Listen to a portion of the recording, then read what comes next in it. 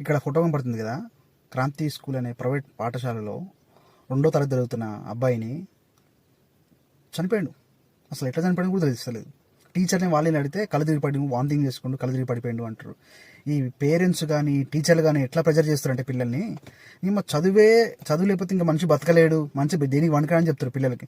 మేము 2 సంవత్సరాల పిల్లలు 2వ తరగతి చదువుతున్న పిల్లగాన్ని ఇట్లా హఠాత్తుగా చచ్చిపోయిందంటే ఎంత ప్రెజర్ బిల్డ్ అవుతుండొచ్చు. ఎగ్జామ్లని, ట్యూషన్లని, చదువుకో అని. నేను నాతో చదివిన మా ఫ్రెండ్స్ అంతా ఎంబీఏ బీకామ్లు అంతా చేసిన కూడా ఇప్పటికి స్టిల్ నన్ను అడుగుతారు ఫోన్ చేసి, ఏదైనా డ్యూటీ ఉంటే చెప్పరా, కార్ డ్రైవ్ ఉంటే చెప్పరా అని.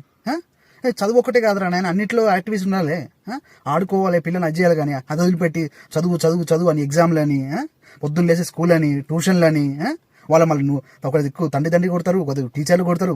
పిల్లలు ఎవరు చెప్పుకోలేకో ఇట్లా హార్ట్ అటాక్లు అవి వస్తుంటాయి. ఇది భద్రాచలంలో జరిగింది. ఇది మరి ఇది ఎంత దారుణం అయిపోయిందంటే, మా చదువును కూడా ఒకప్పుడు మా వైన్ షాపులు ఇవన్నీ ఈ ప్రైవేట్లో నడుపుతుండే, ఈ హాస్పిటళ్ళు స్కూళ్ళు ఇవన్నీ గవర్నమెంట్లో నడుపుతుండే. ఇప్పుడు ఏమైంది, గవర్నమెంట్ వాళ్ళే ఇప్పుడు లిక్కర్ ఇవన్నీ నడుపుతారు, ఈ ప్రైవేట్ వాళ్ళు అందరూ వచ్చి ఇట్లా పిల్లల్ని చచ్చిపోవడం కారణం అవుతారు. ఇంత దారుణంగా తయారవుతారంటే అమ్మ ఏం మనుషులరా మీరంతా, మనిషి పుట్టుక పుట్టినారా మీరంతా, నాకు అర్థం కాదు. మనం నాశనం అయిపోయినా పర్వాలేదు, పక్కాడు బాగుపడకూడదు. అదేరా మన ఇండియన్ సైకాలజీ.